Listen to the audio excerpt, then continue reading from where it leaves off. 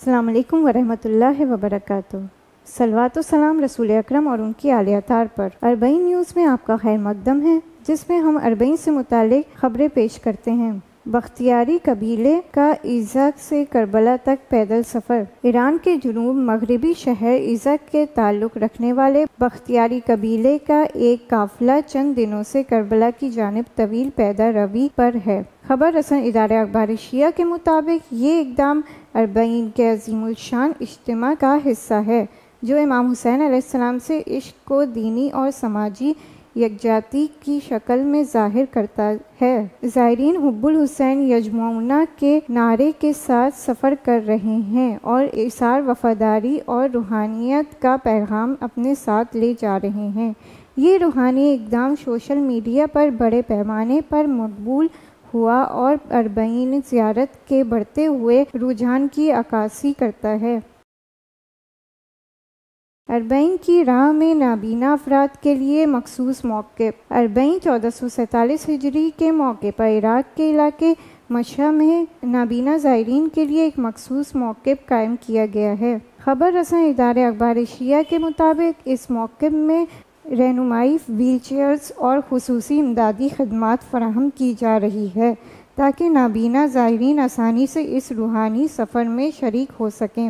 قابل ذکر بات یہ ہے کہ اس موقف کے خادم خود بھی نابینا ہیں، جو محبت اور ہمدردی سے لبریز دل کے ساتھ زائرین امام حسین علیہ السلام کے استقبال کر رہے ہیں۔ یہ اقدام اہل بیت علیہ السلام سے محبت، انسانیت اور اخلاص کی ایک روشن مثال ہے۔ سامرا میں خواتین کے لیے مخصوص موقف۔ 3500 خواتین کی گنجائش۔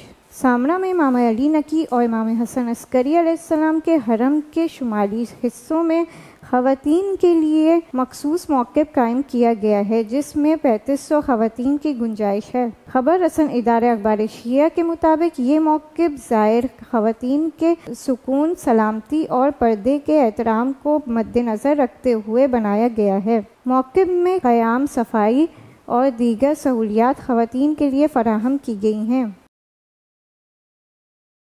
بصرہ کے موقفوں اور حسینی انجمن کے درمیان حوزہ علمیہ محقق کرکی کے سربراہ کی شرکت۔ حوزہ علمیہ محقق کرکی کے سربراہ اپنی دینی طالبہ کے ہمراہ عراق کے بصرہ صوبے کے علاقے حارثہ میں مختلف موقفوں اور حسینی انجمنوں میں شریک ہوئے۔ اس موقع پر امام حسین علیہ السلام کی شعائر کی عظمت، زائرین کا احترام اور خادمین کی ذمہ داریوں کے موضوع پر علمی جلسہ بھی منعقد ہوئے۔ انہوں نے آیت اللہ عظمہ صادق حسینی شیرازی کے پیغامات اور ہدایات بھی زائرین تک پہنچائے اور خادمین میں حسینی شعور بڑھانے کی اہمیت پر زور دیا۔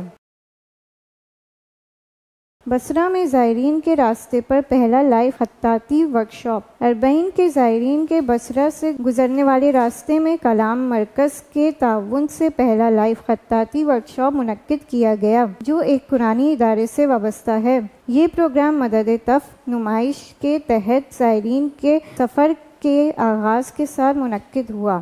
مرکز کے انچارج کے مطابق اس ورکشاپ کی نگرانی معروف خطاط صلاح الغروی نے کی، جس کا مقصد اسلامی ثقافتی شناخت کا حصہ سمجھے جانے والے خطاطی کو اربعین سے جوڑنا ہے۔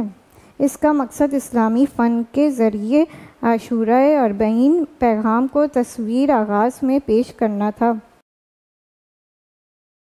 آج کی اربعین نیوز یہیں ختم ہوتی ہے۔ کل کی اربعین نیوز کے ساتھ ہم پھر حاضر ہوں گے۔ تب تک کے لیے والسلام علیکم ورحمۃ اللہ وبرکاتہ۔